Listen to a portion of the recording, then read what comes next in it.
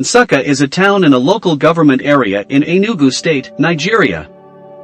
Nsukka shares a common border with Edem, Opi, archaeological site, Idobala, and Abimo. The postal code of the area is 410,001 and 410,002 respectively, referring to University of Nigeria campus and Nsukka urban. Nsukka is categorized into three: Nsukka town, Nsukka local government, and Nsukka region. Nsukka as a town is urban and harbors the university known as University of Nigeria Nsukka, UNN. Nsukka town is sometimes referred to as University town.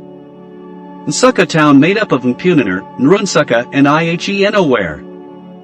Nsukka as a local government. Nsukka local government compromises of several towns including Nsukka town. Nsukka region covers the whole of Enugu North Senatorial District, also known as Nsukka Zone.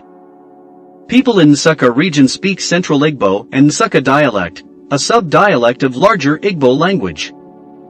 They are subgroup of larger Igbo nation. Nsukka people are not only found in Enugu State, they are also indigenous to some communities in Igalamila/Odalu and Alamabaro local governments, all in present-day Kogi State. The influences of Nsukka people was felt as far as Ida. The Akadu Oko Ada clan in Ida historically migrated from Nsukka region. Today they have high places in Igala traditions and culture. They play special roles during the coronation of Ada Igala. Nsukka in the 18th and 19th century had one of the best fighting forces in present-day Enugu North, which they employed in waging war against their neighbors in order to gain more territories for their rising population, and for other purposes. Each community that made up the town of Nsukka had stationed in them a fighting force made up of people from that community. Nsukka's numerous wars with her neighbors were usually successful, such that some surrounding communities requested help from Nsukka to protect them from their attackers.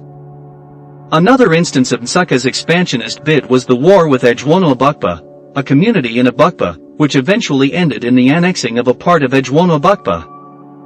According to D.C. Ugwu, this war should not be viewed as one between Nsukka and the entire Abukpa, as Ejwona, the involved community, refused the assistance of the rest of Abukpa. By the time the war ended, Nsukka succeeded in taking parts of Ejwono Abukpa, almost wiping out one village, Umagbagiru, of all its inhabitants in the process. There are many other rituals performed by the people, either the Christians or the traditional believers after the burial. Cow, Eshu, in funeral rite is bound up with the belief of the people, which point to their conception of the world that encompasses the spiritual and physical worlds. The circle of human life becomes complete with the people's belief that the funeral cow facilitates the dead into the spirit world. The cow ritual, like any other ritual in Igbo traditional religion, unveils the innate meaning of the people's worldview and their religious belief. Nsukka people believe that only people with ascribed status are 36 entitled to cow ritual of the funeral rite, since every dead person are not qualified for it. Those who died good death, died at ripe age, performed cow ritual to their dead parents are entitled to funeral cow ritual. In traditional Igbo society, men's dominance was total.